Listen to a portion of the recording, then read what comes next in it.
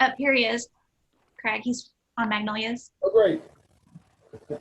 We're here. Hey, wonderful. We got the band back together. Yeah.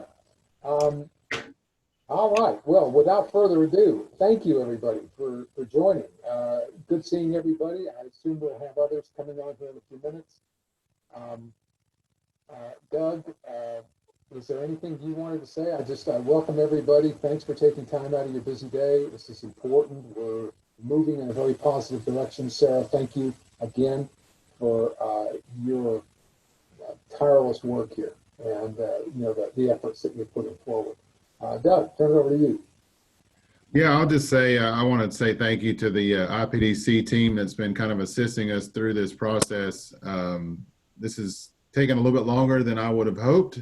Scott gave us I think it was a 9-month deadline, and I think we've gone over that, but this is something that's important, and I feel like we're starting to get our wind in our sails and really getting closer to a framework of kind of wrapping this thing up. So for those that are on the call that knew somebody that was on those first set of calls, I encourage you to make sure to keep them in the loop as Sarah's been doing, but sometimes it's better when we kind of give that friendly nudge as we're getting closer to wrapping up to get people back to the table. So I look forward to a time now that the restrictions are getting a little more broadened, that maybe we can assemble 25 people into a large gathering space somewhere in the 4-county region to bring us all back around the table as we take the framework and put it to a plan.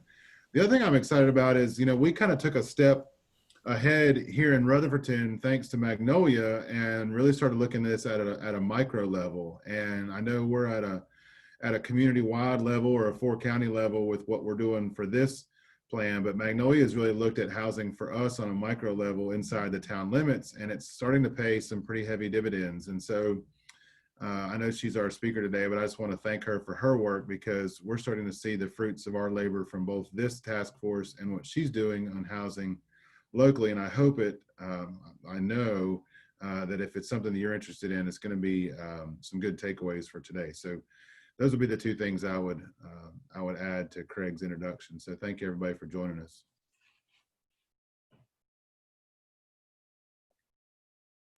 That's great, Doug.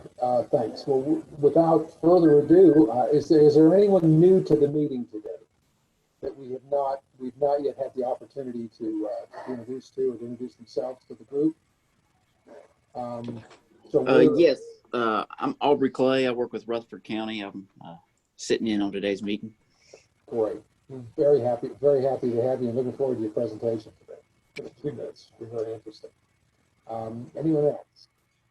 Yes, I'm Angela Anderson. I'm with the Gateway Wellness Foundation. We're located in Marion, but we serve McDowell, Rutherford, Polk, and Burke counties, and we're doing a lot in housing, and we're just sitting in. Very, very happy to be here. Really appreciate the opportunity to hear what you guys are doing. Wonderful. Angela, we're very happy to have you. We welcome your input, as with, of course, everyone here. At any point, this is a task force, so we're gathering facts. So if there are questions, please ask them and encourage you. It is as if we're sitting around a round table and we're all sharing ideas. And even though Zoom is not optimal for that, let's just pretend this is a round table and all of our mics are on. And so if there's a question, let's please ask it as it comes up, if that's okay with the presenters. Without further ado, then we will turn it over to the presentation for the Town of Rutherfordton's housing study. I'm looking forward to what they have to tell us. Let's see, I'm trying to get this going. Oh.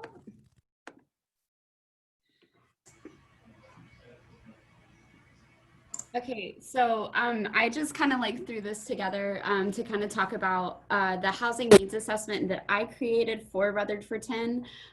So it kind of goes over basically what I did and then what exactly it found. So that was pretty, oh God, Doug is taking pictures. I was not prepared for this in my life. So basically, like, I'm just gonna go over like the importance of housing needs assessment, how much it costs, the components and information to include. I also sent this presentation to Sarah to send out to everyone, and it has hyperlinks to a lot of great places for information. So I'm sure that'll come in handy, hopefully, to every one of you. And then talk about just general tips and then what to do once you have one. So obviously housing needs assessments are pretty dang important. I'm sure all of you know this, and I feel like I'm just like beating, yeah. Anyway, basically it identifies like the housing issues and solutions. It's the basis of future housing and policy decisions. And so I think this is where it's really come in handy for rather. And yeah, so okay, sorry, Doug is going on.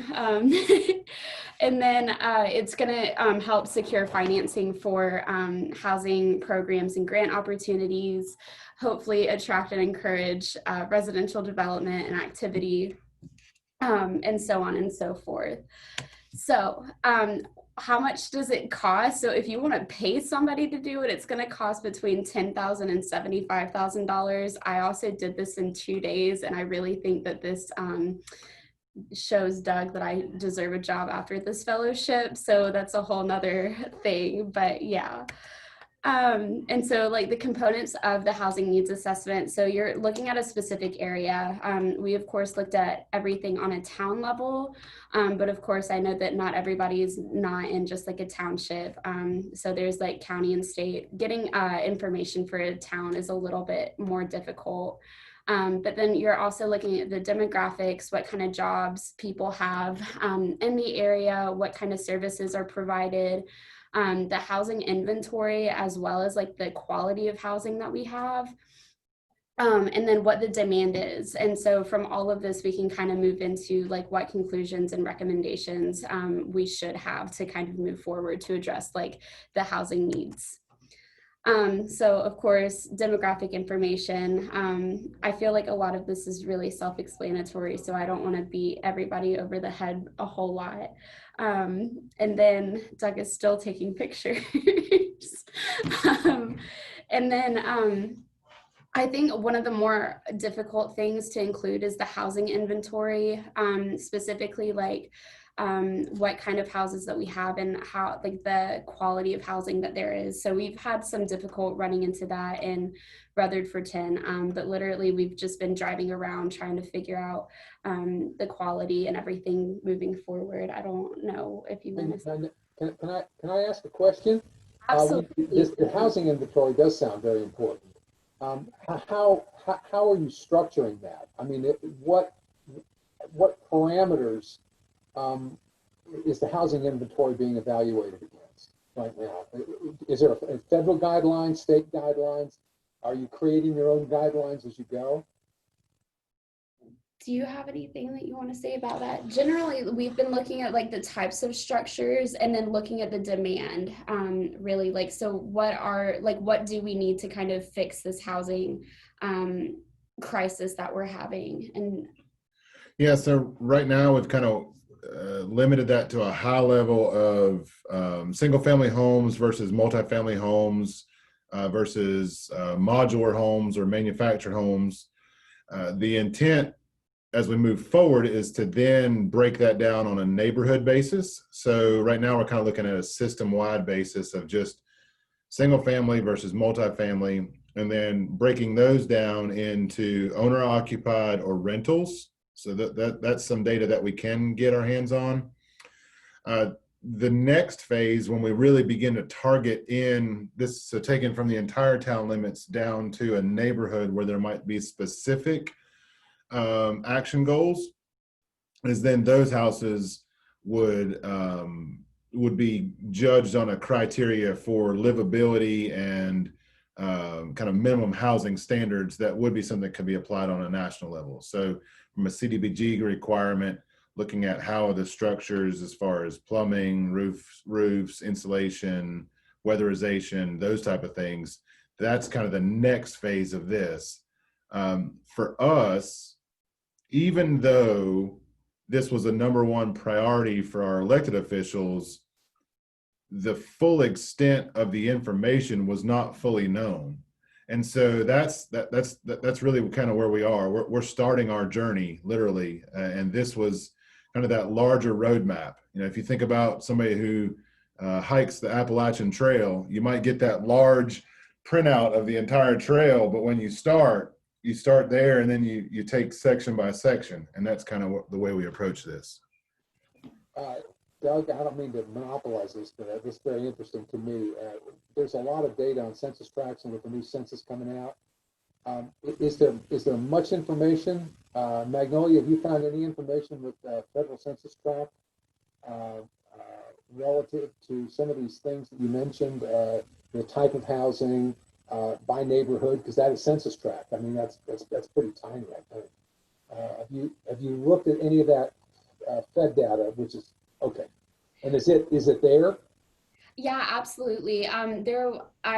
It's on a different slide, but I have it like a hyperlink that you can go to, and it'll show like the breakdown of like occupied versus vacant housing. There's the breakdown between like how many people are living in single family homes, multifamily homes, mobile homes, even like boats and stuff are like included in that. So it's really, you know, it covers everything.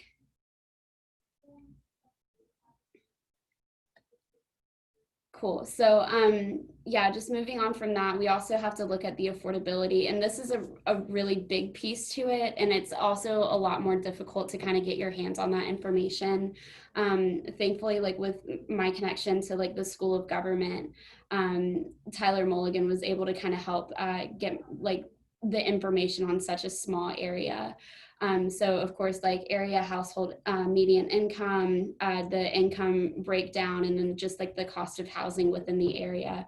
And I know that Doug was also able to kind of look at the demand of housing, because especially like on the private real estate market, where housing below a certain price range, like they'll be on the market for hours and then they'll be sold.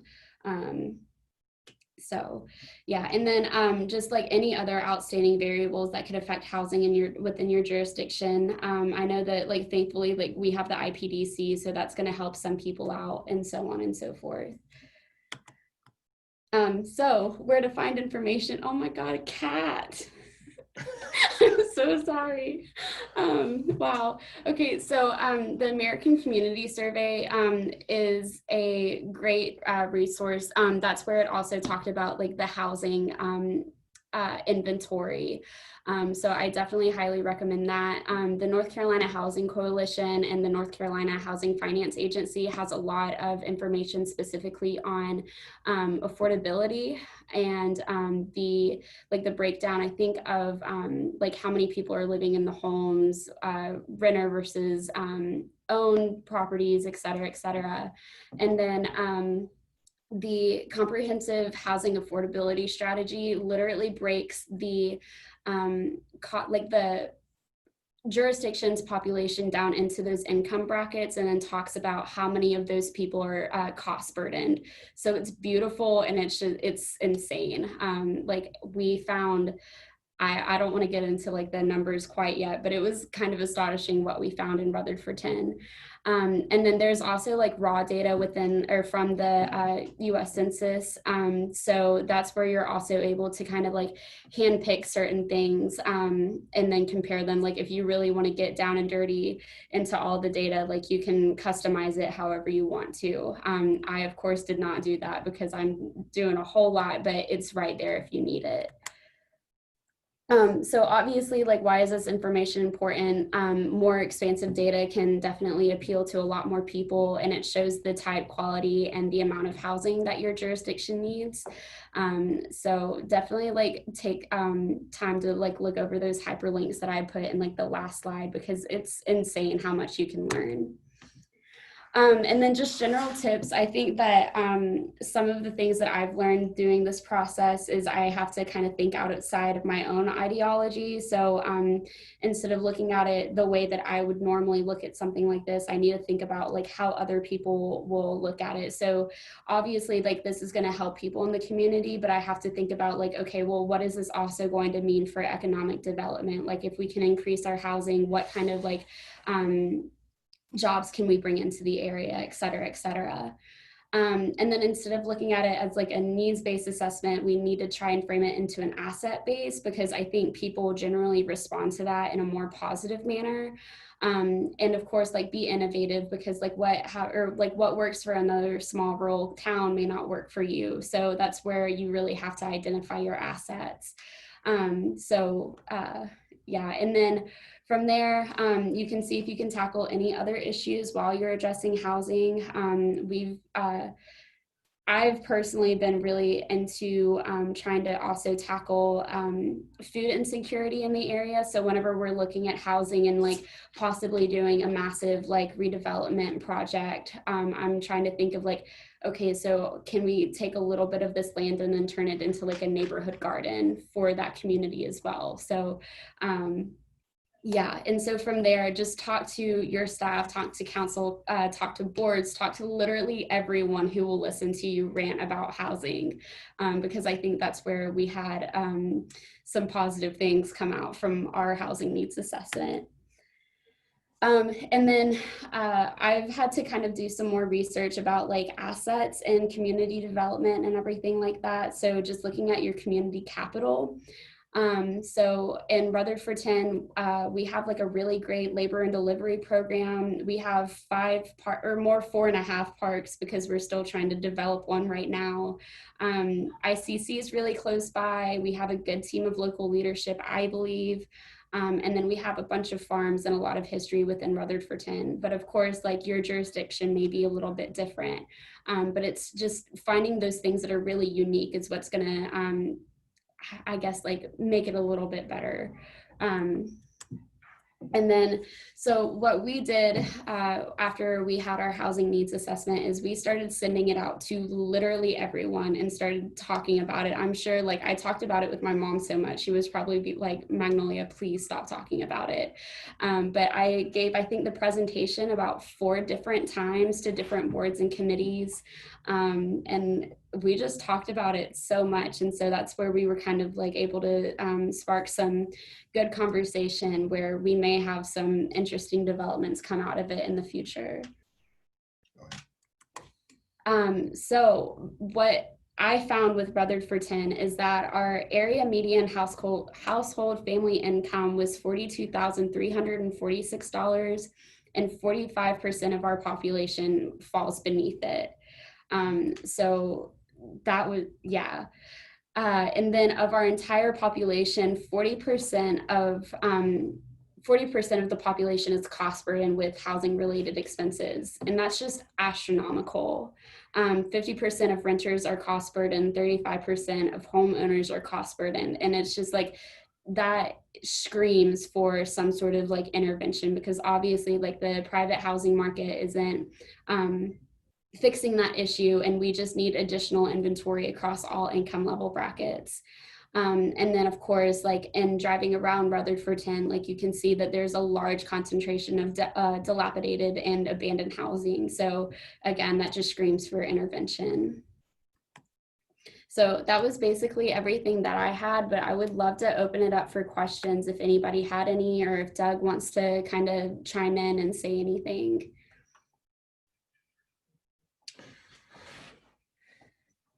Yeah, I'll add a couple comments to just kind of echo what we said before based on Craig's question is, for the town of Rutherford, every year the town council sets a set of goals and action plans, or what we call our action plan for the year. And housing for the last 2 years has been the #1 issue, and access to quality housing, more diversity in our housing stock. We know that based on information from IPDC that, the average age of a home in our area is 1981.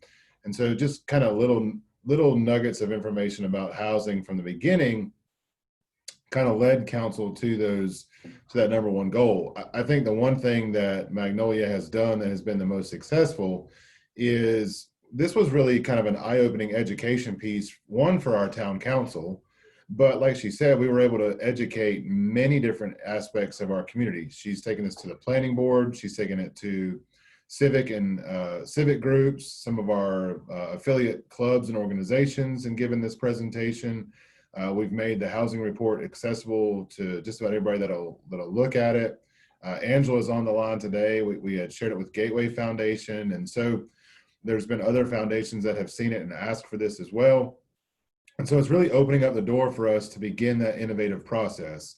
We said that housing was an issue, but we didn't know exactly what that meant. Now we know exactly what that means.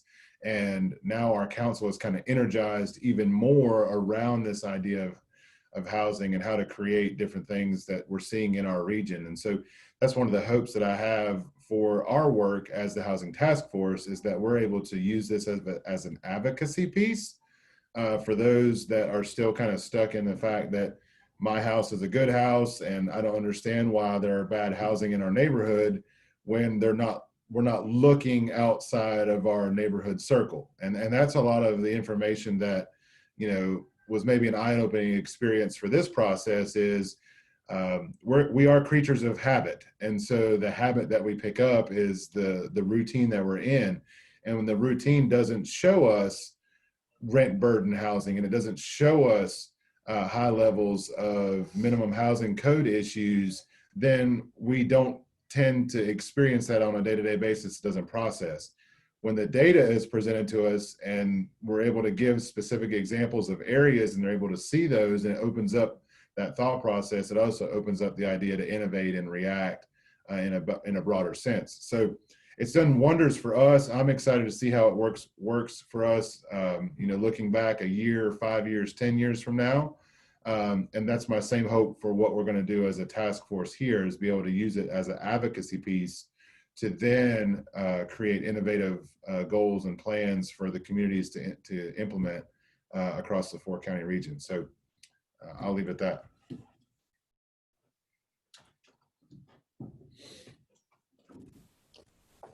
Magnolia, I mean, I'd like to thank you for that excellent presentation. I mean, it must have been fun.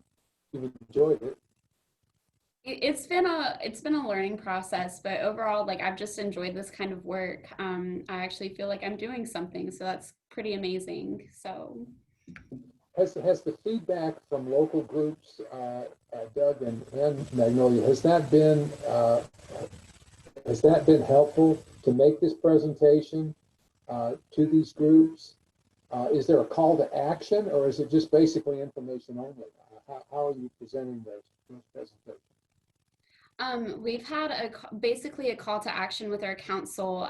Next, I guess it's October 7th is our next council meeting, and we're actually we presented a resolution to them on last Wednesday about a resolution to I guess create a redevelopment commission so we can start doing the oh my gosh, what is it called? Revitalization or neighborhood revitalization commission, basically where we're trying to establish a certain neighborhood within Rutherfordton that really needs the work and attention. So that's basically been our one biggest like call to action. So. Well, thank you. Really appreciate that, both of you. I mean, I appreciate the work you've done. Steve, you're up with letting us understand a little bit more about the Rural Innovation Challenge grant. Sounds exciting, interesting, and how we can fit into that. So welcome. Good seeing you. Thanks. Thank you. It's good to see everybody. So a couple things about this particular grant. I will jump into it. It's from the Department of Agriculture, and it's called, where's my title? Rural Placemaking Innovation Challenge. It is something that just came out the other week, and it's due this Thursday. My team and I started working on this last week, and what our proposal was, which is twofold. One, to kind of help this group do a large regional or help pay for somebody to really take their time and full attention to work on two projects. One, to work with this group to do a full region-wide housing plan. And secondly, work with each of our local towns and counties to develop localized, local strategic plans. Much like what was just presented from Rutherfordton, but really work with each town and lay out specifics for these are the ideas that we want to do for our town. And this is how we think we go about it in terms of we want to work on these homes on this street, which means we should probably go for CDBG money next year. So what do we do to get ourselves in position to put together a good CDBG application next year so we can move this process along. So that was our intent with this particular one. And I still think that this strategy is really good. The question came about after working on this for a little over a week with me and my team, which includes Sarah and Nick, who were on the call. We worked really hard at putting this together, and we have a framework.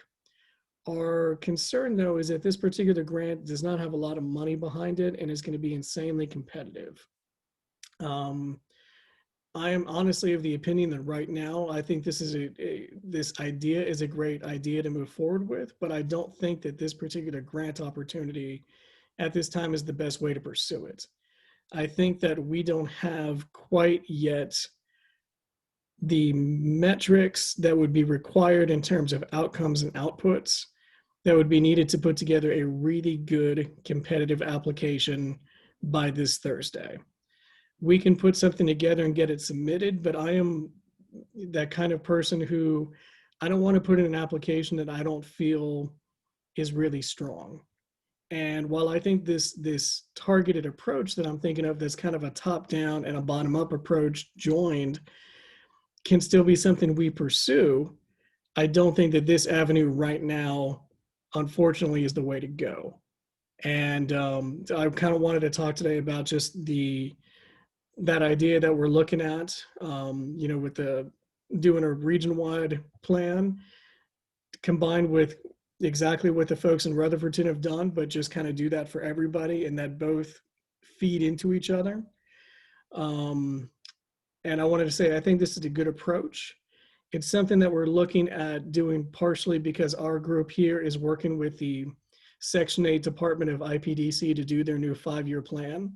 And so part of what we're doing with the 5-year plan is looking at the region as a whole, getting the data that we have, which you all can see on our website, and then any local data such as that from Rutherfordton, and really trying to make our housing plan something that can work for everybody.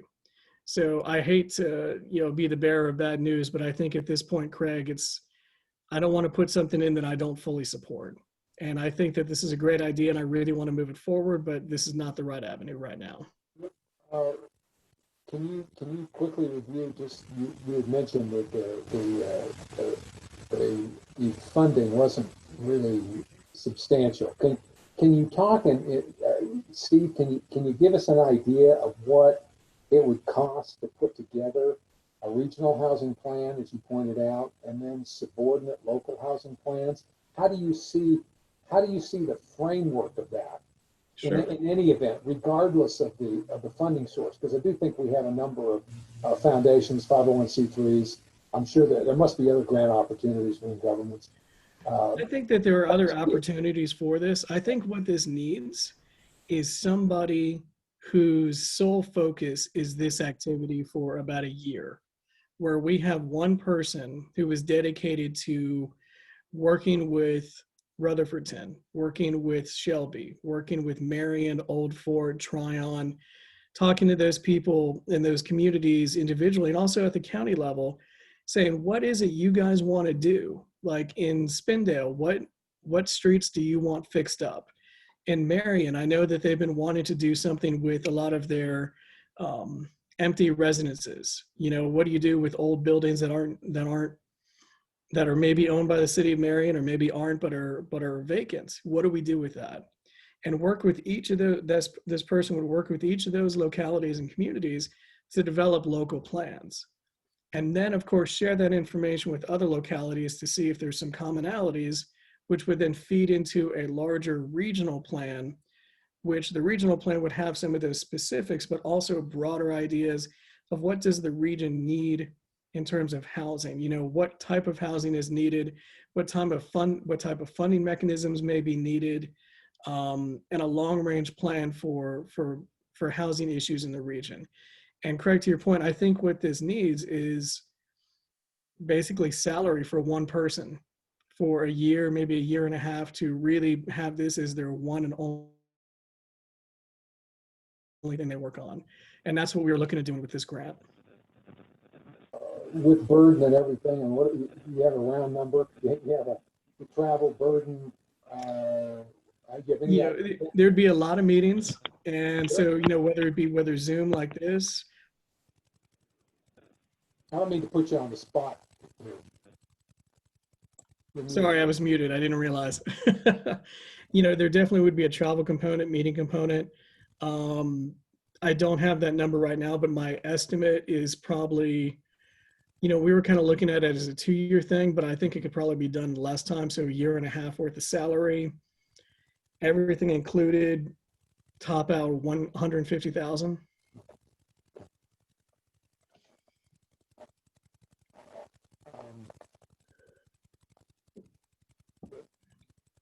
And I think there are parts of this that we can do without funding, between the team we have here at IPDC, folks that are on this call, folks that are in each of our communities, that we're all doing bits and pieces of this together.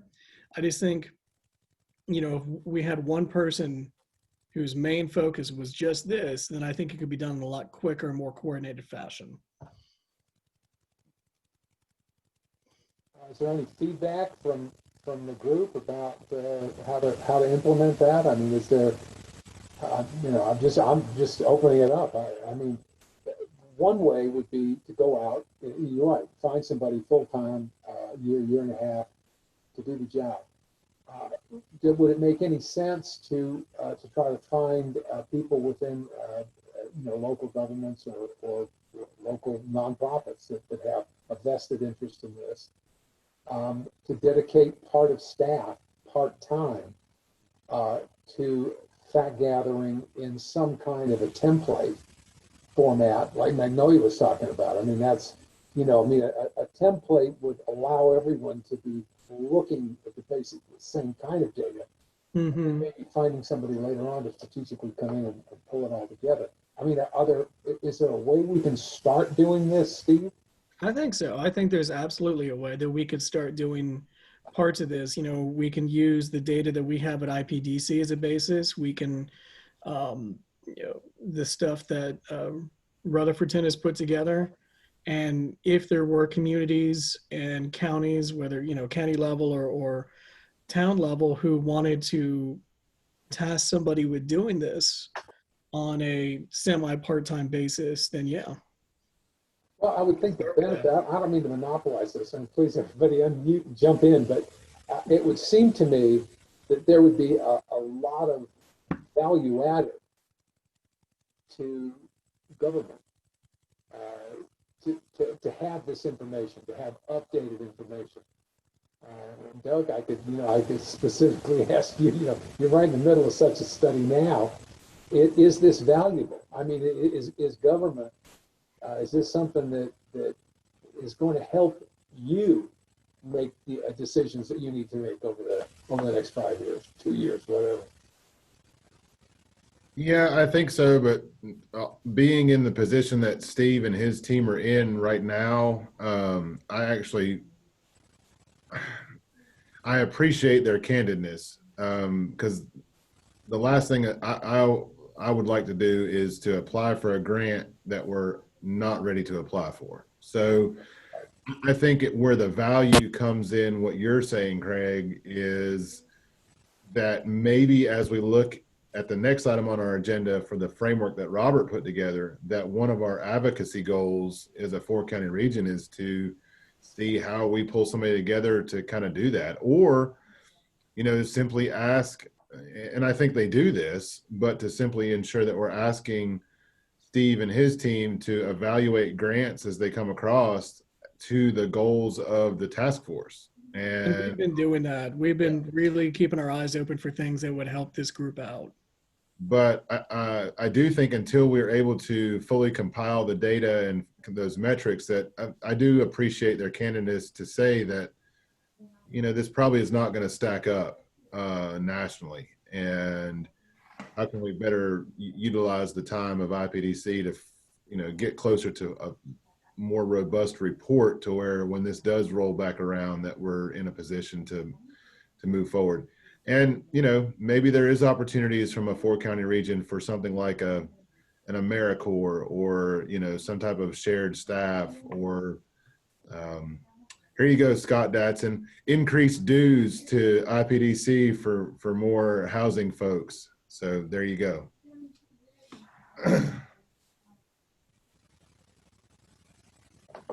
You're muted. You're muted, Scott. We brought him out of mute and onto video for that. Look at this. I think we'll continue to keep looking for it. I think it was the compression of time. You have two things going on right now. One, we do have from the HCV perspective, the Section 8 perspective, we are doing our 5-year plan. That basis, which will have data in it, and if you look on our page, Magnolia's right. I mean, we have a lot of data, and we actually paid the private sector to take a view shed of the housing market in the 4-county area, because a lot of that data is behind walls that sometimes we can get to, sometimes we can't. But most of it is in the American survey part of the census. So a lot of that is just compiling that data, and we have those sheets on our housing page, but they'll need to be updated. The new census, that data, when it comes in, will probably be a year out. So between now and then, we're going to try to make our HCV 5-year plan what we call a baseline plan for you all. That baseline plan, and that has a funding source. Steve's team is helping our housing choice voucher Section 8 group do that particular work. That will serve as a baseline. If you'll also notice when you go to the state resources that the state housing finance group houses a thing called the State Consolidated Housing Plan. And so the state of North Carolina has one consolidated housing plan. I do not know, they're at the end of their time on this one. I don't know what the status is ongoing, but that's a bigger, taller view of housing.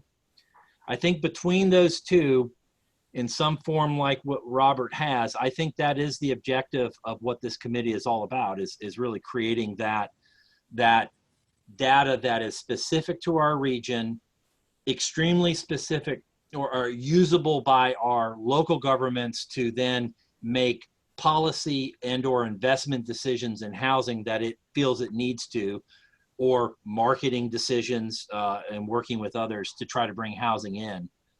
Our staff is going to continue to look at that. You know that, Doug. You know, we're going to keep pounding the heck out of that. I think the timing on this one just happened to be a little bit off compared to, I mean, we were doing 20 some odd grants this summer trying to get things through with COVID and CARES. So housing is a hot item, as you said, in Rutherford, but it is everywhere. Shelby saying the same thing when they talk to us. The presentation by Heather with their CDC shows that they feel it's just as important up there. So I think, Doug, A, you're right on the extension of timeline, and two, if our housing plan can serve as a baseline for you folks, and then we can start to figure out ways to divvy out the work. I like the idea of this committee contributing and being part of it. I think that's what will create buy-in in the long run with the local governments. It's not going to be IPDC's report or Doug's report or the State Housing Coalition's report that does it. It's going to be this housing task force as a collective group going back to each of these local governments and saying, this is what we think is the best way forward. What can we do to help? I think that'll create buy-in. That's all. That's all I have. Scott, thank you. Appreciate that. Appreciate the update and the perfect segue into Robert's presentation, which, understanding that you know, as we've agreed that we will not be making application for this particular grant. I guess that's what you're saying, Steve. And which makes sense. I agree with what Doug just said. And anyone else want to weigh in on that? It's great. But without the segue into Robert and his analysis of where we go from here, a draft end product, and looking towards the area of this, of creating a regional housing plan. So, Robert, I turn the time over to you. So Robert is not here at the moment, and I haven't been able to get in contact with him. So. Oh, I'm sorry, Kat. I didn't read all the names. It's okay. Well, okay. Then, short of, if I may, and Doug, I mean, we'll end the meeting because without Robert here, to discuss the report that you know, the concept that he's come up with, the paper that he has sent forward to discuss.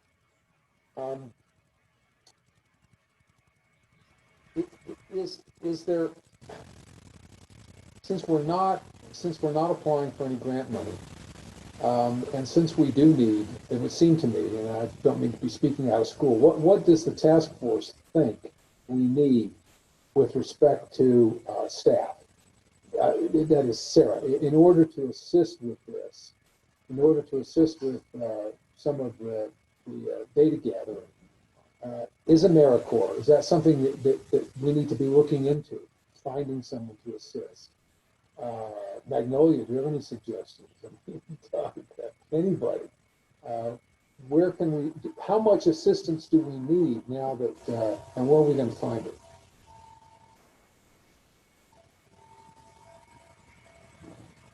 Well, I was kind of hoping Robert would be on the call today, and I hope everything's okay with Robert. And I hope also that everybody's had a chance to look at the draft framework that he put together from day one.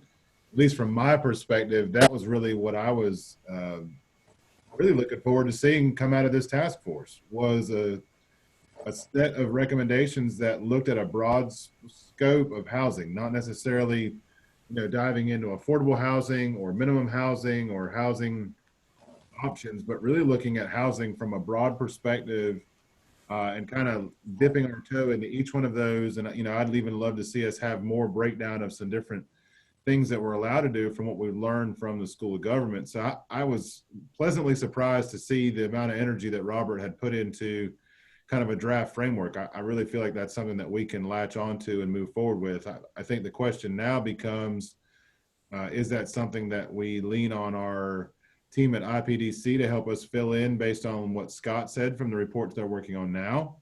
Or is it something that we, you know, kind of edit together as a cohesive group? So again, I was hoping that Robert would be on to kind of share his thoughts, but I was really delighted to read the outline that he put together.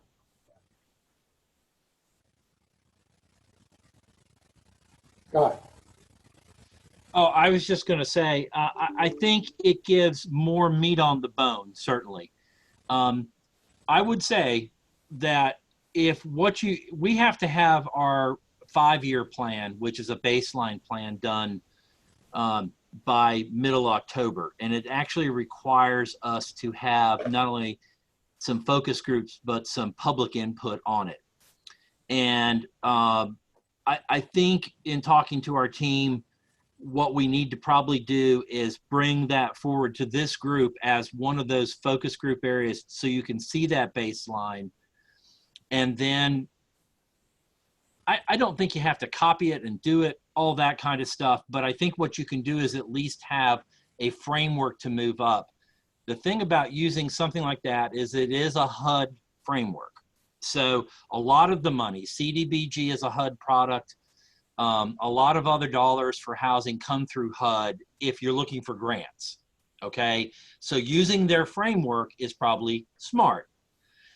Secondly, the consolidated plan that is done by the state should inform from where they think resources are going to distribute down. Now, that's if all you're worried about is resources in the forms of grants and where housing finance is going to put its money and those kinds of things. If what you guys want, and I think this is, I would infer by the conversation, this is what you want, and that is you want it to be particular to the isothermal region, our issues, our problems, our opportunities, and our strengths. What are they? And how can housing fit into that framework? So I think if you have a baseline and know what the state's consolidated housing plan looks like, that gives you your idea of a funding stream.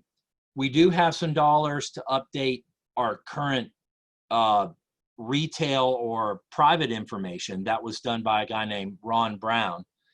He does them for real estate companies and other private housing concerns around the state, in addition to the Western North Carolina Housing Coalition that has a that does the LIHTC program.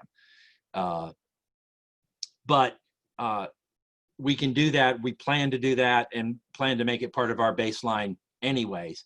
So I think we can at least set that framework, but I think it's worth discussing Robert's paper. Okay? Because Robert is also talking about very specific things like home ownership. And home ownership and rental and some of those things are areas that I think you guys need to tread, not lightly, that's not the correct word, but I think you need to tread strategically in. If what you think you want is subsidized or underwritten, risk underwritten style housing, and it's got some percentage of your regional portfolio, then you need to have strategy that works you into that angle. Demographic information, information about jobs, information about transportation, all the other details that go into that. If what you want is hit like what Robert suggests in a lot of his area is more of the mid-mainstay market orientation of housing, which is driven purely by a demand model, right? Demand in the marketplace in general. And that marketplace is probably broader than our region in order for numbers to begin to make sense on the retail side. No developer is going to do it just because you say you want 20 houses. It works so much differently in that competitive open marketplace. So what I would suggest is definitely, I think you're going to have a baseline to work out of with that 5-year plan. And this group, I believe, should both opine as a focus group and should opine as to how we can make sure we make that the best plan we have. So you guys should see it and opine and work it. And then you should use it as a framework to build up from there. And then, like the work that Magnolia was doing that she's talking about, that's when you begin to add meat to that bone. And I think it is going to take more than just one. We can continue to be the central convener, facilitator, and add our resources where we can to it, and look for grants like we need to do, and we will continue to do on behalf of the group. But I think that at least gives you some framework. Robert is really talking in the where that line meets between market, the natural marketplace, and what I call the subsidized housing marketplace. Sometimes they're the same, and a lot of times they are not, but where those two things meet. So I think Robert just begins to add a whole new level of a conversation about where we need to be as a region. And I think that's how I took Robert's overview more than anything. It adds some really good meat to the bone. And we'll, Sarah, I guess we'll, next week, or next meeting, we'll try to, and again, I agree, I hope Robert's okay. I haven't seen him in a couple of weeks. Sarah, you'll follow through then with Robert and reschedule him. And Doug, anything else? Yeah, I just want to follow up. I want to follow up on Scott's question, or Scott's Scott's thought there, and then and also hear from the rest of the group is kind of maybe even challenge that.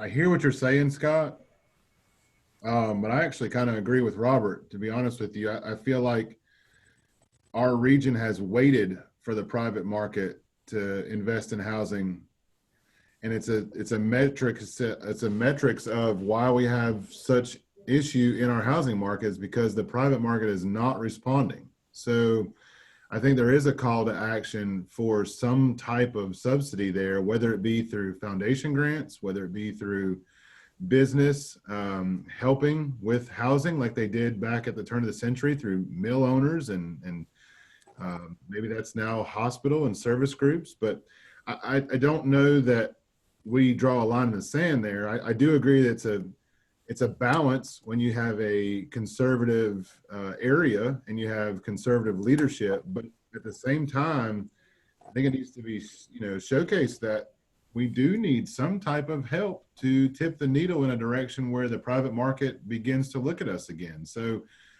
maybe some refinement of what Robert's up to, but I'd love to hear everybody else's perspective, because I do feel like the private market has not responded in the last probably 2 decades to housing in our region.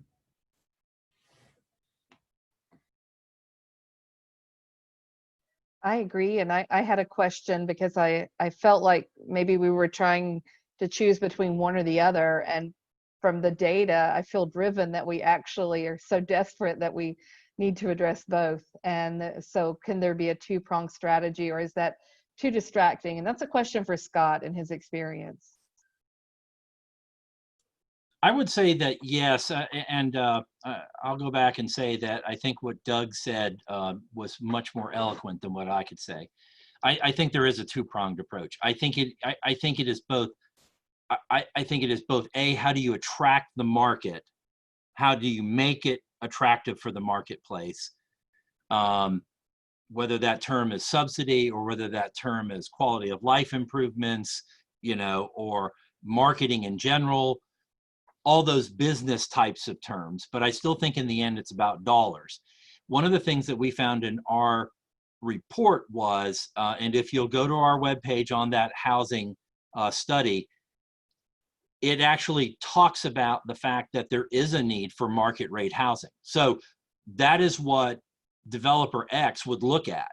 They would look at that particular thing, and it shows pretty much kind of what Doug was saying. That's a balance between market rate and subsidized. But yeah, I think you can take a two-prong approach. I think you can have a series of strategies that everybody is pursuing. I think the idea is to coordinate it, because you're going to need to coordinate utility. You're going to need utilities, where you're doing grants, sometimes leverage against market rate, all those kinds of things I think can play off of each other. And Doug also makes a very good point. I recall, Craig, I think you were on the trip with me when we went down to NC State about almost 5 years ago now, when the head of the Wilson School of Textiles at NC State University has actually done a book on mill housing. And she grew up in Spindale. So she was I guess the term is a lint head. Her parents were lint heads, and those kinds of things. She used a lot of those terms that I think are very familiar to people in the Piedmont of North Carolina, especially. And but she talked about the fact that a lot of that housing that we first came upon in our region was built by companies. It was a very classic case of that. Doug and I have actually had those conversations over the 5 years that we've known each other, 5.5 years or so that we've known each other, where we've said, where's industry in the middle of this? So I think the idea is to put data and dollars together. So two-pronged, yes. Subsidization doesn't always have to come from government. It can come from the private side, because it's doing those things that help its position as well. So the question is, can we go down both those lines? Absolutely, you can. I don't think housing is a singular issue. I think it is a multi-issue.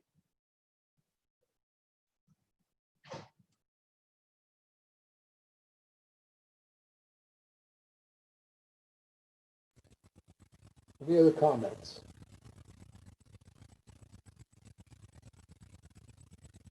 Doug, I'll turn it over to you to close it out. Anyone you'd like.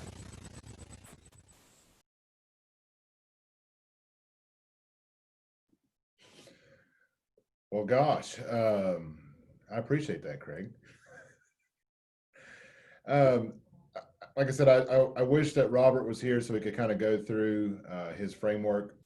I would encourage everybody that has not had a chance to read Robert's outline to do so and to provide feedback to Sarah so that she can kind of compile that feedback. Even if your feedback is, I agree with this, or I don't really like number 5, just some type of feedback from this group so that we have some, some consensus for our next meeting to be able to talk about that framework, because I do feel like we're starting to get some traction and some wind in our sails to be able to then take that framework into an output. And I think that's really where this committee is going to shine. And then how we take that output and move it into an advocacy piece, and then be able to bring partners to the table. I'm very encouraged to see Angela on this call. Melissa on this call, Darla. I mean, a lot of the partners that can then begin to affect housing in our region have stayed in touch and in tune and in the know of what we're doing from this task force. So that's very encouraging, even the time when we're zooming around. So thank you, everybody. I guess, Sarah, can you make sure to kind of send out Magnolia's report today, and then I'd love to be able to get a meeting put together pretty soon to see if we can get Robert as our speaker or sharer, and kind of go over the comments that everybody compiles back to you on his report. Yep, that sounds great. Alrighty, well, I guess we're all good for today, so I'll be in touch with everyone for next month. So thanks for everyone for being here. Good seeing everybody.